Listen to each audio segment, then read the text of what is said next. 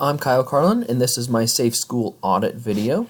I will have to say completely am kind of baffled because I took some pictures of my school, of Westside School last week for this project, and I can't find the pictures. So in order to get this out on time, I'm going to go ahead and record without the pictures, and then I'll post the pictures to the Google community afterward. The school I'm doing is Westside Alternative School, and in connection also Rockwell Administrative Center, because some of the students from Westside use the gym and a couple of the classroom spaces over at Rockwell Admin Center at different points during the day. Westside has 25 students. I searched around. I couldn't really find demographic information for these students because they get reported as a part of their responsible buildings. Makes it a little tough. But we do have students from Hayes, almost every school in Hayes, actually every single school in Hayes right now.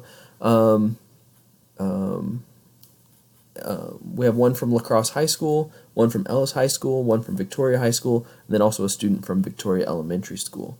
As far as Hayes Public Schools goes, looking at their building report card, last year they had 3,186 students. 39% of these were free and reduced lunch, 1% migrant, 6% ELL, and then a little over 19% were students with disabilities. As far as Hayes in general, we have just over 20,000 people. The median age is just under 30. Median household income is 45,502. Poverty rate was 19.5%, and then the median property value is 167%. All that is from Data USA. As far as the audit, and just kind of summarizing some of the key features, really, I mean, the school, Westside and Rockwell, are both really old buildings. They definitely have a lot of updating that's needed, but the biggest issue for both seems to be the roofs. They're in poor condition, frequent leaks. When I was in the auditorium about 4 or 5 weeks ago at Rockwell, it was raining outside, and we were trying to have a kind of a meeting hosted by our superintendent, and there were buckets all over the place catching the water that was dripping. Buckets are a pretty common occurrence in both these buildings, trying to address the leaks. Over the summer, there were recent repairs done to address windows and facing leaks on the brick that were affecting the learning center, the boardroom, and then garden level office spaces. That leaking has been kind of a constant thing for about 2 years. They have tried different fixes, some different tuck pointing and different things like that. They seem to finally have it kind of figured out, but it took a long time to work through that. Over at Westside, another issue are classrooms. There is limited space. Really, we couldn't add any more students at Westside right now just because of the classroom space, especially in our elementary classroom. But it is usable and safe. There aren't any active leaks that can't be maintained with buckets and stuff. And there's no indoor air quality issues in this school. One thing, Westside just got a new security door at the end of last school year. All of our buildings in the district are getting these doors where you have a beep in. They're locked during the school day. They're controlled at the front desk. Staff can come in with a proxy card. And then Westside also had a new entrance put in, or excuse me, a new safety delay on their alternate entry. It's used by staff to go in and out, but when students would elope, sometimes they would go out that door and it goes basically right onto a street. And half a block to the north is a pretty busy street. They put in that safety delay to reduce that risk. At Westside and Rockwell, plumbing, AC, and heating, they're all in working order, but they are older and need updating. Periodically, there'll be breakdowns that need repaired, but overall, they work as they need to. And I just noticed I put that there's no current construction plans, but actually there are construction planned, but it's all because of the leaking that had occurred down in the Learning Center in the OTPT office. They are going to be gutting and replacing sheetrock and flooring in the Learning Center. The Learning Center actually had to be moved to another building, a building that the Early Childhood Center had actually just vacated. And the Learning Center is the only thing in that building, but it was moved because they're going to have to gut and replace all of that because of mold and other issues. Flooring was ruined, sheetrock was ruined, and then on the other side of the hallway, in the OTPT office, it wasn't as bad, but they're still going to have to go through and replace some things, but it's usable for now. All of this will be done by 489 maintenance staff. That approval goes through Rusty Lindsay, who's our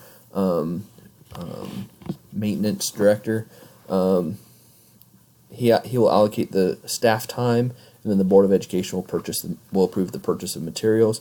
Estimated cost is around $4,000 to $8,000. Environmental conditions. There really are no hazards at Westside. There is the indoor air quality issue from mold in the Learning Center at Rockwell.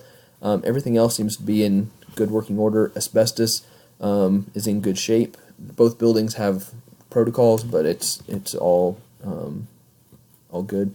Deferred maintenance, HVAC, windows, plumbing, roof repair, those have all been deferred, and they do patches and stuff when it's needed, but they'd really love to be able to replace it, but there's really no need to do that in these old buildings. A lot of priority goes to our student attendance centers. While Westside has some students, it's not their school is fine.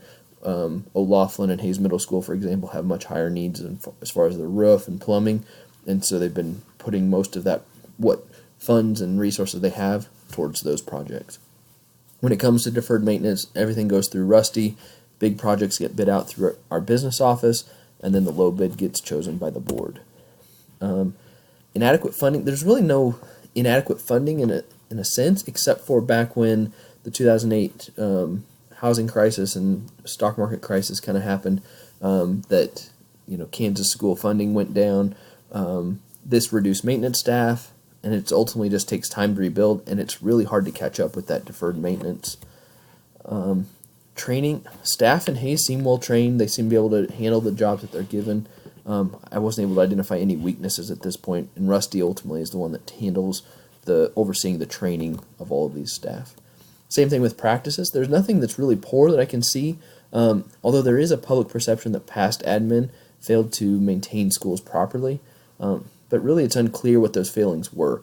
The only thing I can see is that when school funding took a hit, they just had to respond, and they had to make cuts across the district that with some of them ultimately affecting maintenance. Public perception, as I just mentioned, they believe that current investment isn't warranted because of failings of past admin. Again, how true those failings are, I don't really know. The lack of public relations, or the lack of a public relations professional, makes it really hard for us to counteract that strong narrative within the community. One thing that has helped is having board work sessions take place in school buildings. We have 2 school board meetings a month. One is a standard meeting in the boardroom, and then they have the other one out in a school building.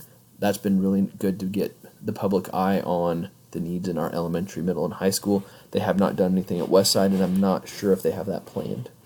And then the cost to address public perception is really unclear, although it would probably be the salary of a PR professional, which you're looking at probably 50 to 80 grand. I don't know what a PR professional actually makes, but 50 to 80 grand probably for that. Student morale doesn't seem to be affected by facilities, especially at Westside. Staff morale doesn't seem to be affected by the facilities as much as the lack of public interest in addressing those needs.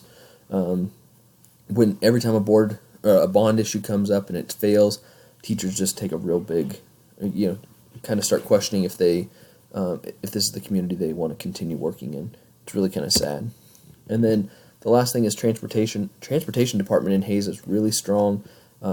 They maintain their vehicles very well. They're always in good working order. The one thing, we only transport students that are 2.5 miles or more, just because that's where the funding is, and then for SPED for the same reason. But there's not really a need to address it right now.